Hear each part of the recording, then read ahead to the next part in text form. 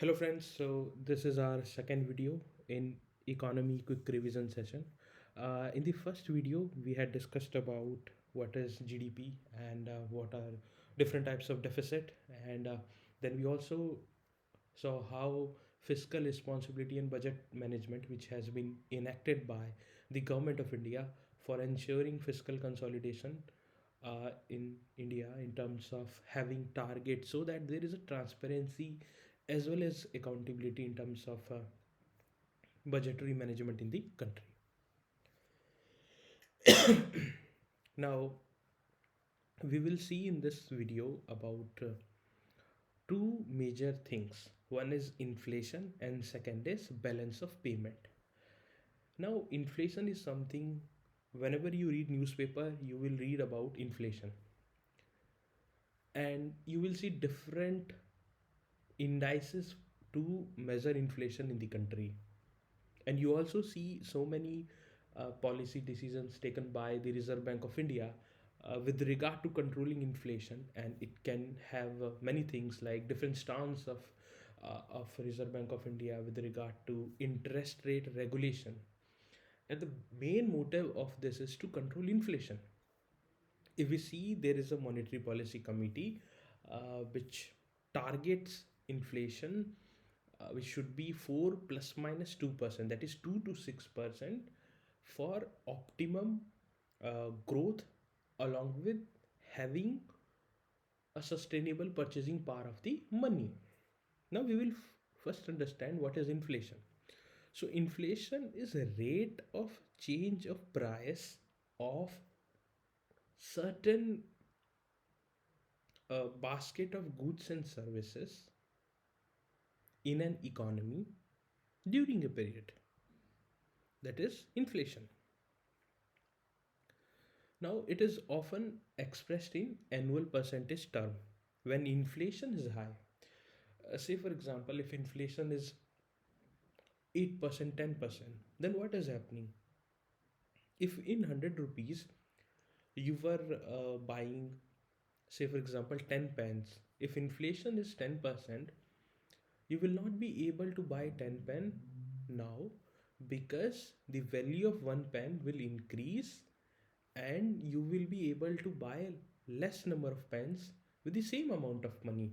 That is, it decreases the purchasing power of a currency, and that is the major reason that inflation is a very high inflation is considered not good for economy, but very low inflation is also not considered good for economy. A moderate level of inflation ensures that if you are producing certain goods and services, and if its price is appreciating at a moderate level, it also induces more productivity from your side. So a certain amount of inflation is good for economy. If it decreases, if the price of goods and services becomes too um, cheap, then the production level decreases in an economy, and it is also not good for economy. That is why the band of 4 plus minus 2% has been chosen by the Monetary Policy Committee, headed by the Reserve Bank of India governor, having three members from the government side, and then we have officials from RBI. So, what is the relation between interest rate and inflation will be our second topic to discuss. You will often see that RBI has reduced interest rate, RBI has increased interest rate. Now, what is interest rate? Now, Reserve Bank of India, through interest rate, decreases or increases the rate of interest at which a person or a firm can borrow money. If they want to borrow money, they will approach bank, and if RBI has increased interest rate, then what will happen is the same amount of money that they borrow will have higher interest rate. Now, if there is higher interest rate, any firm or any individual will not try to take more loan. They will desist to take loan unless until it is extremely important. So it will decrease the money supply. If people will not borrow money, they will have less money. When there will be less money in the economy, then what will happen? If there will be less money, then people don't have more money to buy goods and services. So the price of goods and services are based on the demand uh, and supply. When demand is decreasing because of the decreasing money supply, then what will happen is inflation will decrease. So when RBI wants to decrease inflation, they will increase interest rate. So there is a inverse relationship between inflation as well as the interest rate. And time to time during the COVID crisis, as money supply was already very less, and to stimulate economic growth, uh, to make investment more and more, RBI had not increased interest rate. It was at historically low point. Then after the COVID crisis was managed, and after that, the RBI started increasing the interest rate as inflation also breached the limit of 6%. More often, RBI has a dilemma to go for inflation targeting or choose the economic growth. So during the COVID crisis, RBI aligned its policy with the policy of the government to induce economic growth in the time of crisis, where economic growth was already sliding. So the RBI chose to not increase the interest rate. Mainly, there are two types of inflation measuring index. One is consumer price index, and second is wholesale price index. Now, the consumer price index has a different objective altogether. Consumer price index wants to check the increase in price level at the consumer level, and wholesale price index wants to check the change in price of goods and services at the wholesale level or retail level. So the first indices wants to calculate how the price of goods and services is increasing at consumer level, how it is impacting a consumer, how inflation is impacting the consumer. On the other hand, the wholesale price index is trying to measure how the production cost is increasing, how it is impacting a firm and manufacturer, a firm who is producing goods or services. So both of them are important, but they both have different objective altogether.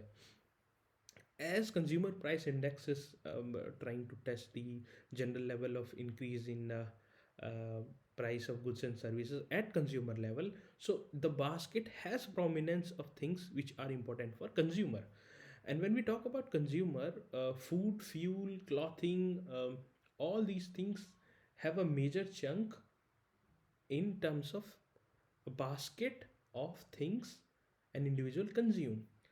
That is why food, fuel, clothing, etc. have a major uh, contribution, a major chunk in the consumer price index. And as I had earlier said, that wholesale price index is seeing the change in the price level at the level of retailer.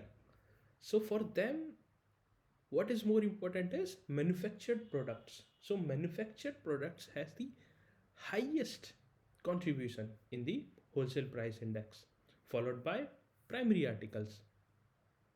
One of the key differences that consumer price index has in its basket services, but wholesale price index on the other hand do not contain services, because services are not something which is which producer is consuming. Education, health, all these things, or clothing, all these things are consumed at an individual level. Sorry.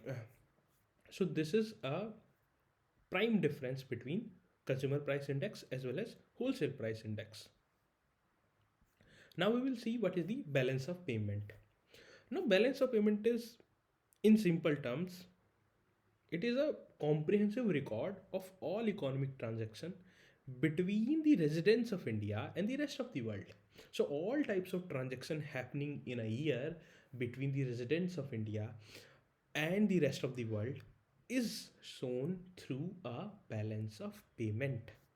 Now it has mainly two components. Sometimes it has also one more component, that is a financial account, but it is not important for us. For us, current and capital account is important.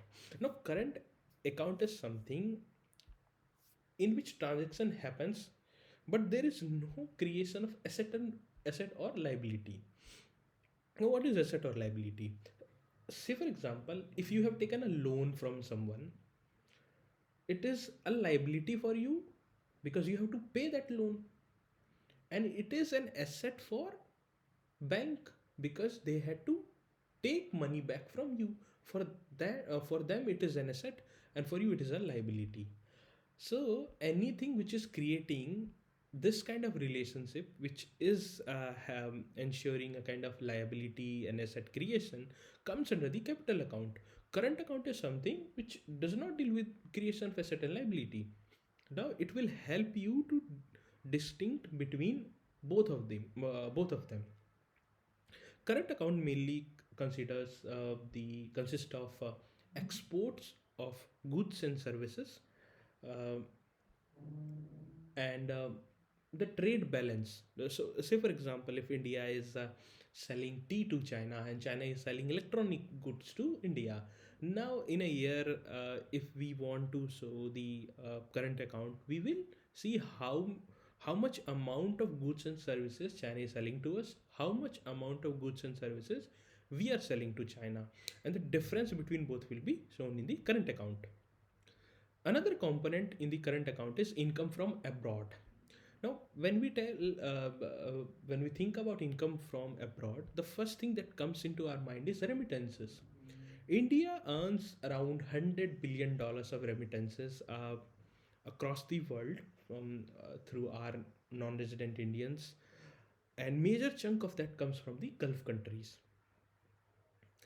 Apart from it, there can be interest earned by India, or there can be profits, there can be dividends from investment made abroad. Remember, if you have made an investment and there is some regular amount of money per year you are getting, that is called as dividend, and it does not create any asset or liability, so it comes into current account.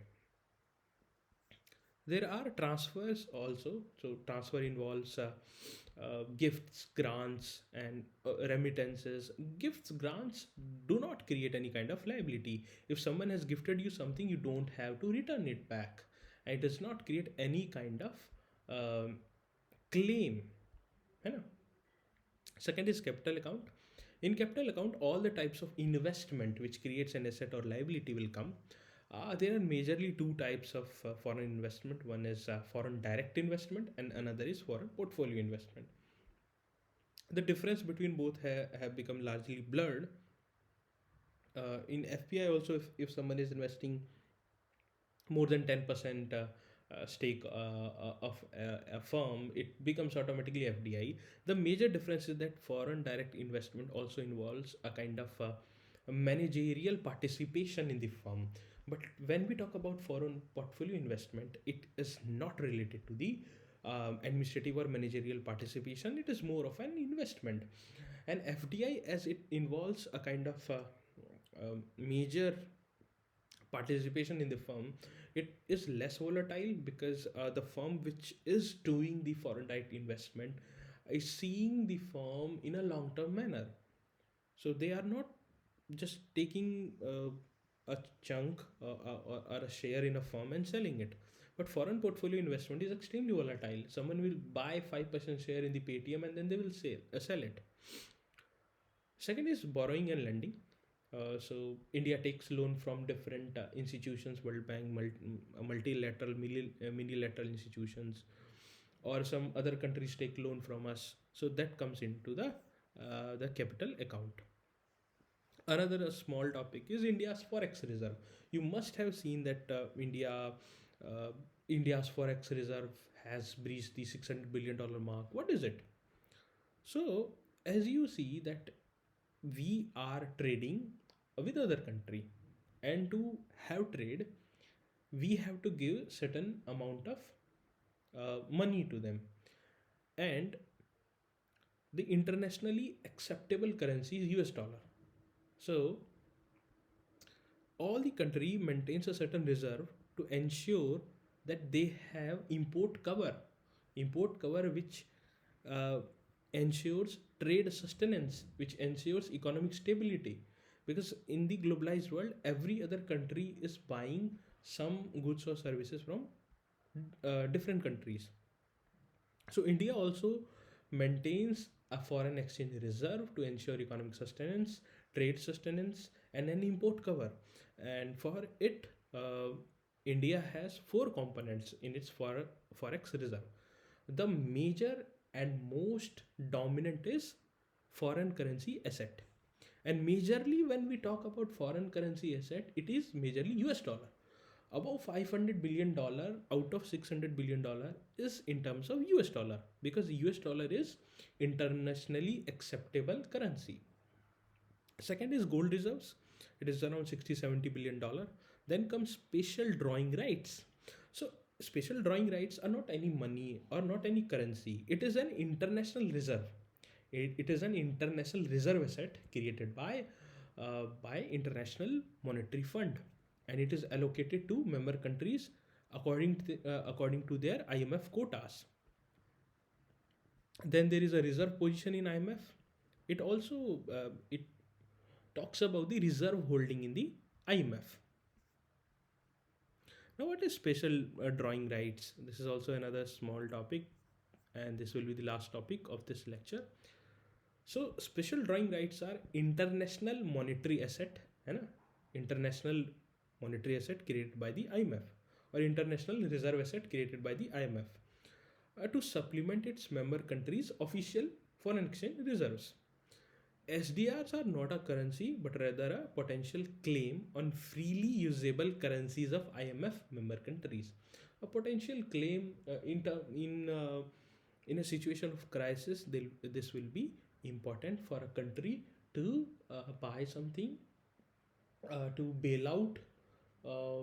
You would have read the news that in 1991 India went to IMF and took a loan. So to if India would have had SDR in substantial manner, it would not require a loan.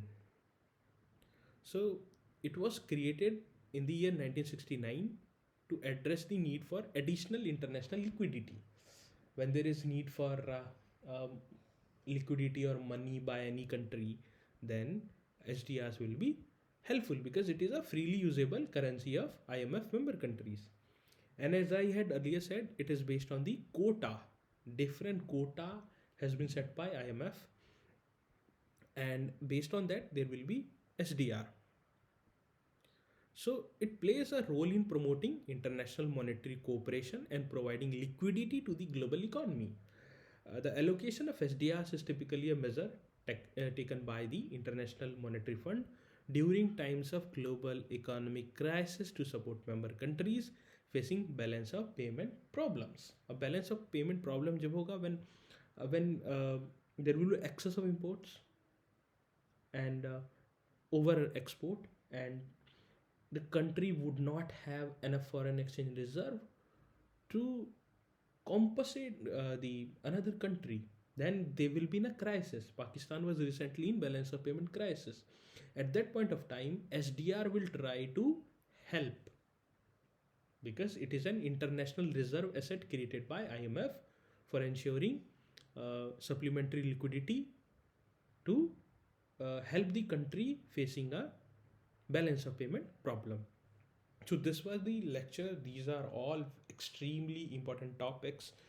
They come again and again in prelims paper, in the mains paper, in the interviews, in all the three stages. Economy is extremely important because no country can run without having a good economy. Economy is the base on which everything else works. It was told by Karl Marx, and it's extremely valid, because if you don't have money, you would not have anything to wear, to eat, to do anything in life.